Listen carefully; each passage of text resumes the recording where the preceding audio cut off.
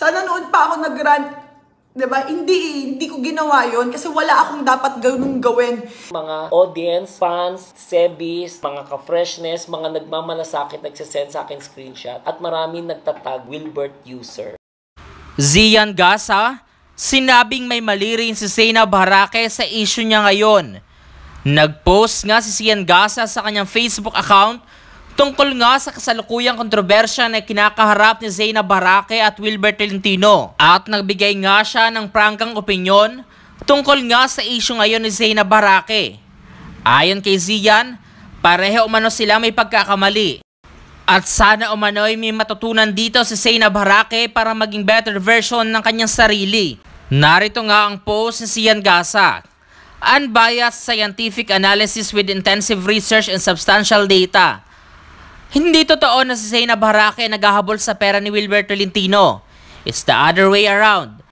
Si Wilbert Tolentino ang nagsusunog ng multimilyones sa maraming influencers upang makilala ang kanyang pangalan because he is a celebrity wannabe like me. Ang kaibahan lang naming dalawa ay siya ay gumagastos ng milyon-milyon upang sumikat habang ako naman ay kumikita ng milyon-milyon habang nagpapasikat.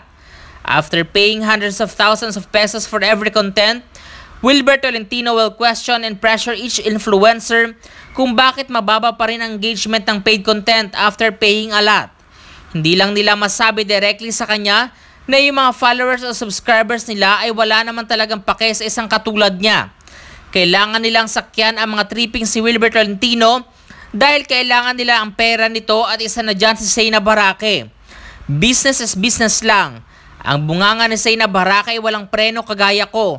Ang kaibahan lang namin dalawa may times na pati mga sarili niyang kaibigan ay napagsasalitaan niya ng hindi maganda sa harap ng ibang tao. Small talks kumbaga. Na-witness ko mismo sa Singapore. That's one of her bad traits. Attitude na hindi tama. Zainab Harake is a master of social media strategist like me. We know how to properly market our personal brands. We both earn tens of millions of pesos dahil dito. Parehas kaming hustler. Ang top priority namin ay kumita ng pera gamit ang social media, and anyone na makakahadlang sa negosyo namin ay talagang sasagasaan namin. Walang puso-puso. TF and her entire team is not good for business. That's a fact. If you get associated with TF and her team, babagsak yung value ng personal brand mo.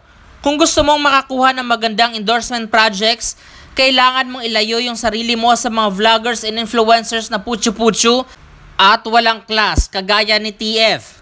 That's how you do business. Nothing personal. Ididikit mo yung pangalan mo sa mga mas nakakataas sa'yo, tapos iiwas ka naman sa mga tao sa baba. That's the way, pasensyahan. Tinalikuran ni Zainab Harake si Wilbert Tolentino because he is too fame thirsty na ultimo yung babae ni Skasakli ay pinakisamahan niya ng maayos. If I'm Zainab Harake, I will do the same thing. Matik ay ekis ka na sa akin at buburahin kita sa aking buhay. There's no explanation for that. Natural law of things. Hindi matatanggap ni Wilbert Tolentino na after maubos ng life savings niya, hindi pa rin niya nare-reach yung level of fame and popularity na hinahangad niya. Matapos siyang pagkakitaan ni Zainab Harake at ng iba pang influencers, wala rin talagang pinatunguhan ang lahat. Naubos lang yung pera niya. Until now, he is just a typical YouTuber like everyone else. Sad reality. Zainab Harake is the highest paid online personality ngayong 2022. Pumapalo ng 5 to 15 million pesos ang TF niya per brand endorsement. Sobrang lakas niya. Walang makakasabay sa level niya. Not even Ivana or nor Alex Gonzaga. Hindi ito matanggap ni Skasakli, ni Wilbert Tolentino at ni TF.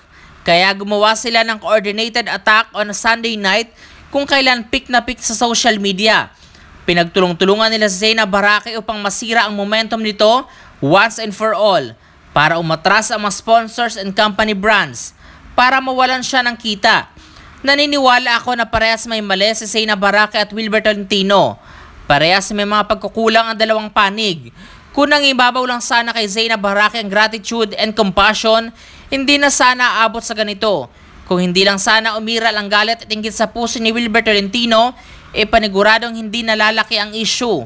Sinamantala na lang talaga niya ang pagkakataon at grinab ang perfect opportunity upang pumutok ang kanyang pangalan to the highest level and once and for all. Zainab, totoong kaibigan mo ko and I'm telling you right now, may mali ka dito. Hindi lang ikaw ang biktima. May this serve as a big lesson for you. Hindi pa huli ang lahat para maitama mo ang bagay-bagay towards the better version of yourself. Tanggap kita ng buong buo, including all your flaws and imperfections. Hindi kita tatalikuran at kakalabanin. I will help you to become better kasi mahal kita bilang kaibigan.